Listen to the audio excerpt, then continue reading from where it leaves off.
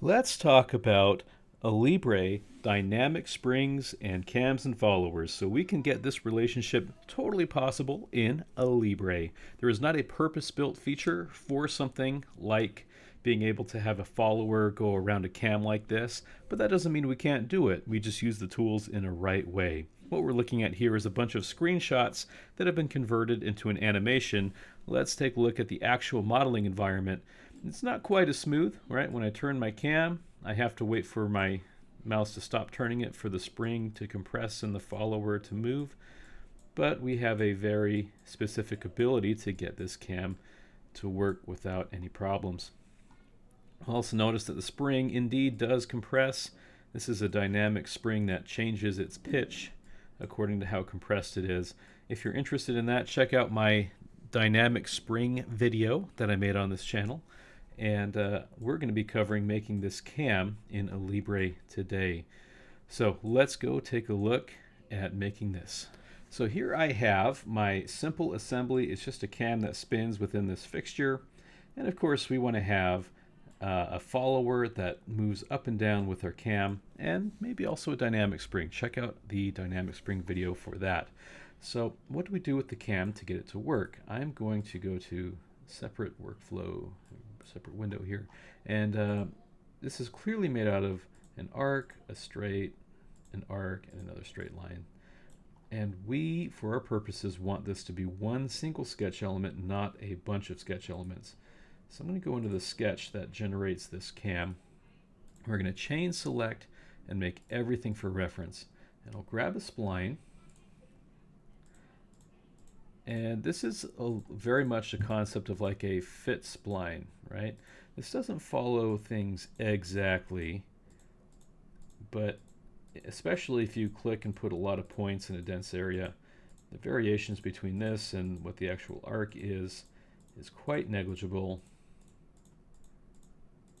And as we go all the way around, it gives us one big advantage. Now, when I deactivate the sketch, look at that. I have one complete face for the entire cam, and I click here and I have one solid edge. And of course, not solid edge the platform, just a solid edge going all the way around. Not to confuse the two, of course. So by generating with a spline, we have one single edge. We go back here, and this makes it very possible to make that following lifter now. So when we go to make a following lifter, I am going to make a part here in the part workspace. You can see those are the planes for our empty brand new part. We're going to head back to our top level assembly, and I'm going to rename my part. All right, with that lifter being named, I'm going to start to constrain it here. So to do that, we'll show reference geometry. I'm going to make sure that this plane just stays put right on this face, first of all, right? So they're coincident. I'm going to grab this little vertical axis and make sure that it's aligned with this whole center.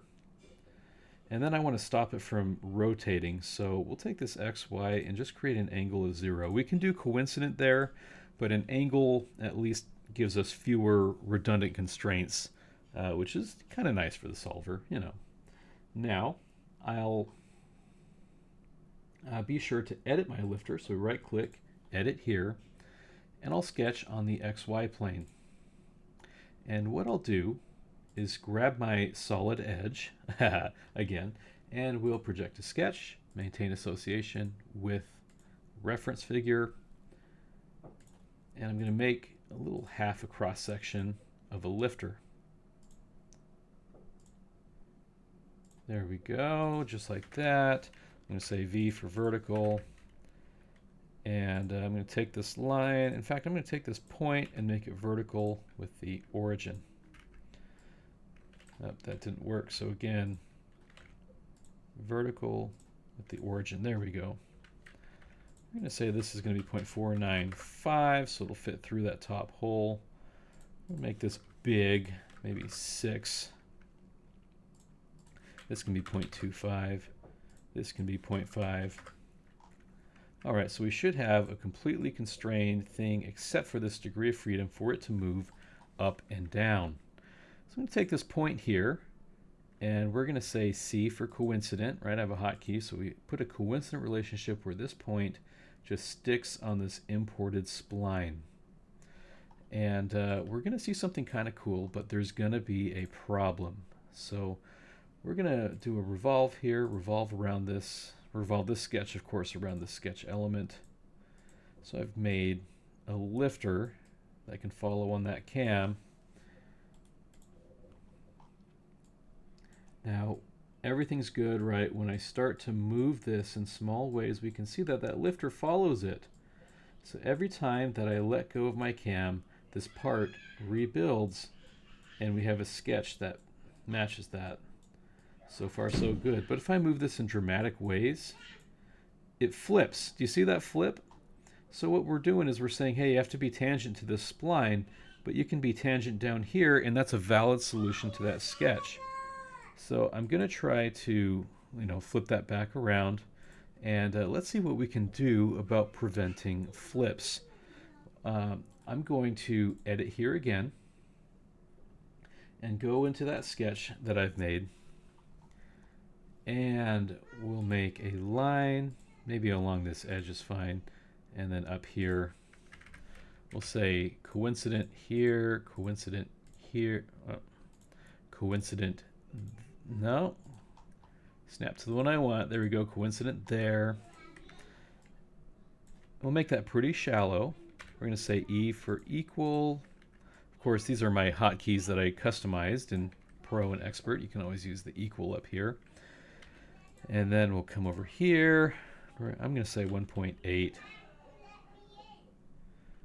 Oh, 1.9. Okay, so I got 1.9 because I'm not all the way as low as possible. So as this goes up, right, this angle is going to change. And as this goes down, this straightens out to the point that they're almost straight. That means if it flips to the bottom, these lines aren't going to be long enough to have a valid sketch solve. And that's how we can stop it from flipping. So we get out of here, right? We go back to our assembly. I move this down. We take a look at our part when it's all the way down. Maybe I can make that 1.88. Yeah. 1.7. See, not valid, too short. 1.75. Not valid, too short. 1.85. Okay, I like 1.85. So that for sure will not solve if it tries to flip. So we head back to our top level assembly. All right, so as we go to twist this, right, it follows pretty cleanly. Now if we have occasionally, it might stop following temporarily. That's because it's trying to flip. So if it stops following, just keep moving it and the relationship restores thanks to that sketch that we made. So if I move it dramatically, maybe one of these times here, it stops following. So far, so good. There it goes. See how it stops following? But it's pretty not frequent, and if we just keep moving it, it starts following again. So that is a way to have a cam and follower mate that actually follows. We can add a dynamic spring onto this as well, just to finish things off. Watch that video if you want to know how to do that. And here we go with our dynamic spring assembly. You'll notice this dynamic spring isn't following things yet, so what I'll do is edit here. No, I mentioned this in the previous dynamic spring video, but once it allows us to edit here, we just edit the sketch that does the measuring, deactivate that, go back to our main assembly. Oh, and it looks like I have to actually roll my spring forward so we can see it again. And now that spring compresses properly. So here we have a really cool assembly where the spring moves the way that it should. The follower follows the cam. We're ready to make a really cool, I don't know, V8, V12, some high performance engine with this configuration. So once again, this animates well. and we get a really cool final result. Thank you for watching. Please subscribe to the engineering channel, and we'll see you in the next one.